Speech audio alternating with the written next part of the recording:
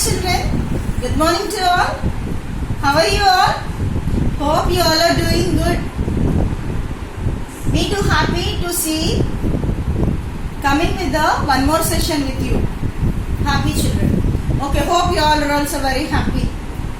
As we discussed in the previous session about the crop production and management, there we discussed about how the agricultural process will take place, different types of crops according to the season and according to the harvest condition.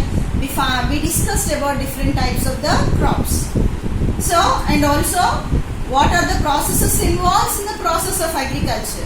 We discussed about sowing the seeds, preparation of the soil.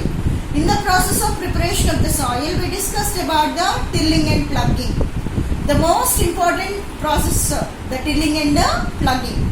Because if there is no plugging and tilling process in the agriculture, the soil remains in the form of lumps and it doesn't break, no penetration of water, no penetration of nutrients, no penetration of air will take place. So what happened? The plants doesn't get the nutrients, air and water. So they cannot grow well. And also we discussed one more thing, that leveling. If you are not doing a leveling of the soil, what happened? The soil will becomes in the ups and downs. If the soil is ups and downs, what can we find? The upper regions doesn't save the water and the lower regions fills with the more amount of the water. If there is no water, the land withered, plants doesn't get the water. If more content of water, excessive amount of the water also will be a damage to the croplands. So the land has to be levelized. So these are the concepts we discussed in the previous session. Now let us see, as soon as we saw the plant in the soil, what we used to do?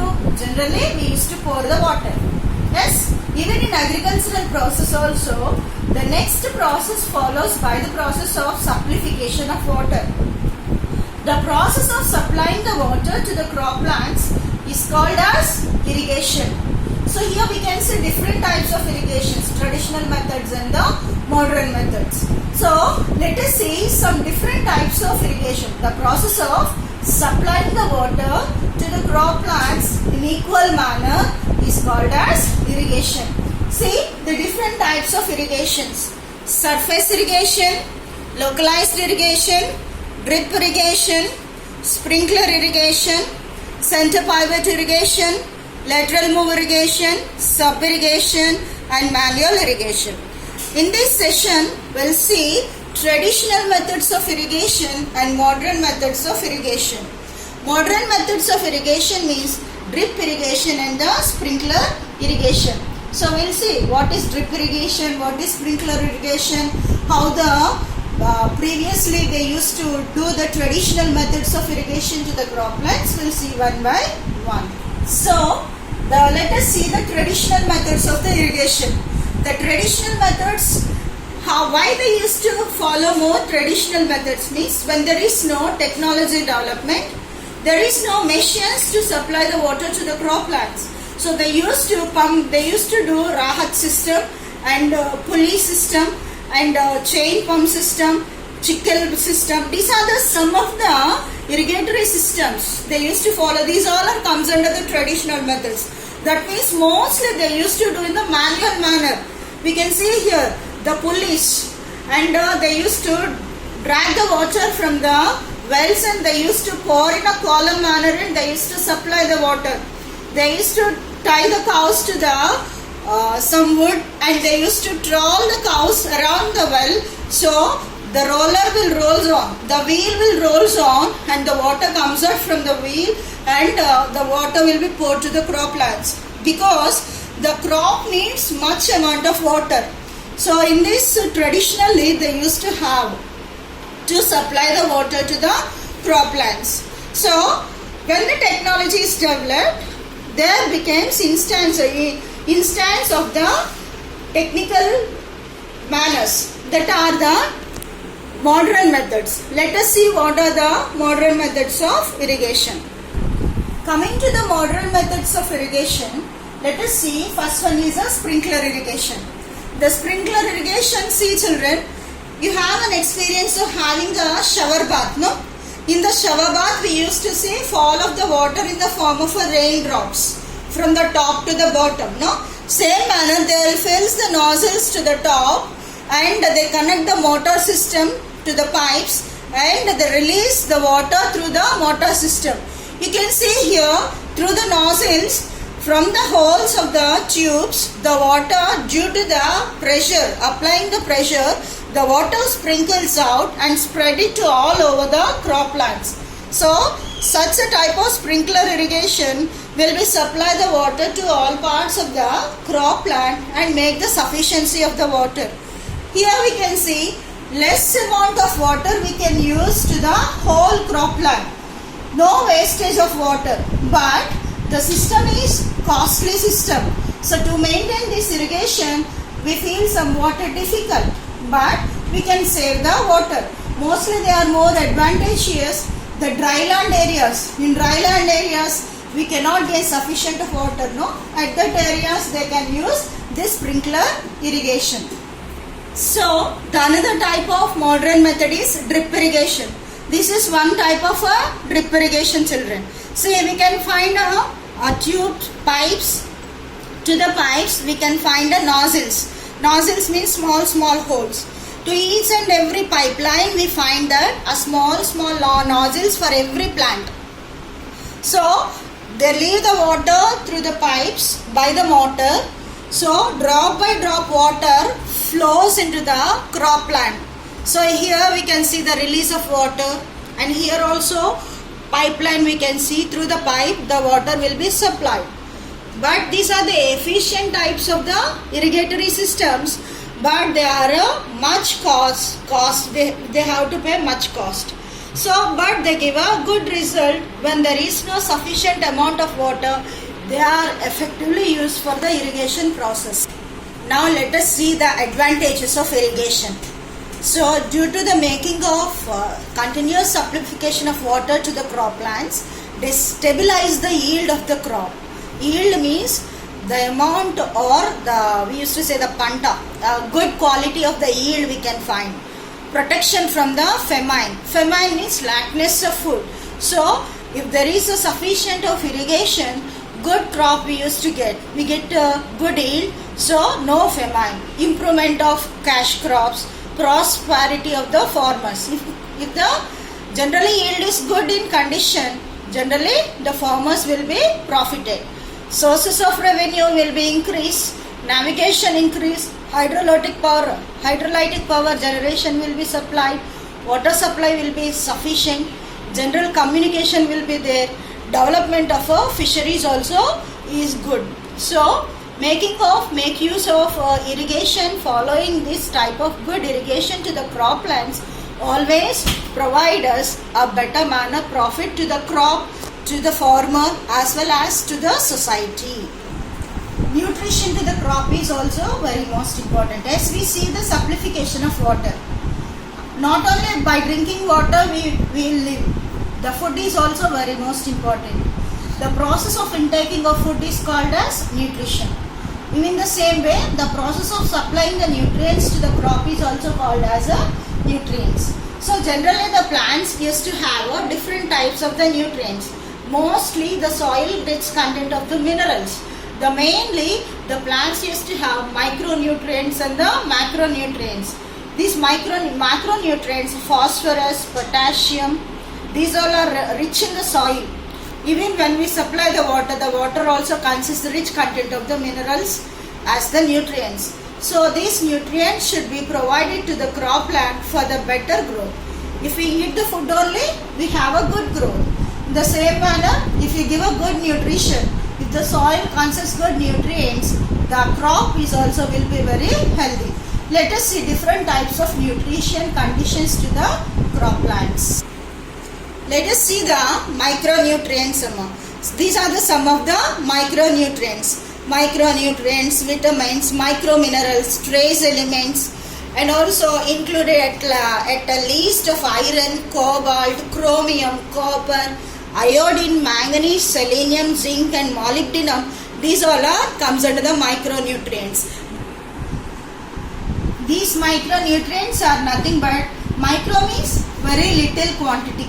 So So the plants take some nutrients only little quantity. That little quantity nutrients are called as micronutrients. If the plants take rich content or more content of nutrients, they are called as macronutrients. Let us see what are the macronutrients. So the macronutrients are nitrogen, phosphorus, potassium, calcium, magnesium, sulfur. See, these all are the nutrients richly given to the crop plants. They used to absorb more in quantity. That's why they are called as a macronutrients. Along with the micronutrients and macronutrients, we used to provide different types of fertilizers and manures. Nowadays, we are not depending on the nature. We are converting the nature into the chemical form. That means even the croplands are also filled with the chemicals. But we should have to give the croplands natural manures, which retains retains more water capacity, which holds more moisture condition. So we can see different types of the manures here: cattle dung, urine, slurry of biogas plants, waste from the human habitation such as human urine, night soil, sludge, sewage, domestic waste, droppings of a goat and sheep. These all can be done as in the form of green manure, farmyard manure and compost manure. We know very well how we used to make the compost. How we used to make the compost? Collecting the green plant materials, vegetable peels, fruits, the food which is rotten in condition. These are collected and make a pit, keeping all these materials into the pit covered with the soil, and daily if we add the water to them, there the development of fungus and the bacteria will take place. Convert this material into the form of a compost. If that compost is done by the green plants, that is called as green manure. If it is made by the organic forms means, let us see, after dragging the coconut oil from the coconuts, after the dragging the oil from the groundnuts, we can find the waste, the remaining waste material. This also can be considered as the organic material. By this organic material, if the farming is taking place, this farming is called as organic farming, which doesn't have any poison condition or any chemical condition which give enrichment of the nutrients to the cropland. So generally we used to have a cropping in a different manners, provide the nutrition as I said, micronutrients, macronutrients, natural fertilizers and artificial fertilizers like chemicals, urea, nitrogen, phosphorus, zinc, chemically made in the industries we used to add to the soil.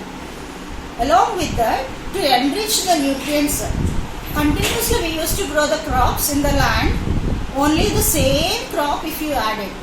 The plants have one quality, children. What is that means? Different types of plants take different types of the nutrients. For example, if the mango needs more amount of manganese, the rose may take more amount of nitrogen. The mango may not need a nitrogen. That means different plants used to take different types of the nutrients. So when you are growing always a paddy crop continuously, only the nutrients which are needed to the paddy, the nutrients only will be taken up by the rice plants. The remaining will be remained the same. To reduce this content or to increase the soil enrichment, we can change the crops. We can follow the three processes: mixed cropping, intercropping and crop rotation methods. Let us see here mixed cropping. Mixed cropping also can be called as a multiple cropping. In one cropland, different varieties, 2 varieties of plants we can grow. So, if 2 or 3 varieties of crops at the same season and the same land, if you are growing it at same time, such a type of cropping is called as multiple cropping. Next one is a crop rotation. Rotation means one after one. See here you can see the aroma. This is one type of crop and this is one type of crop. In one season if we grow the zower, in another season we can grow the cabbage or a cauliflower on the same land. So all the nutrients will be used in the different types of the seasons. See here, for one season tomato, for one season cabbage and for one season peas and for one season coconut. If you are changing and alternating a crop in the same land, season wise, season to the season, such a type of process is called as a crop rotation. See children, here see different types of intercropping methods. So see here clearly here given maize, soybean, oat. Some children will be get confused what is a mixed cropping and what is intercropping. Mixed cropping means all the crops together will be mixed here. See here you can see row by row. One row is one type of crop, one row is another type of crop. That means the same 2 or 3 varieties of crops growing on the same cropland, but in a normal one common line in the form of a lines in a pattern way. That condition is called as a intercropping. So all the types of nutrients also will be make use by them.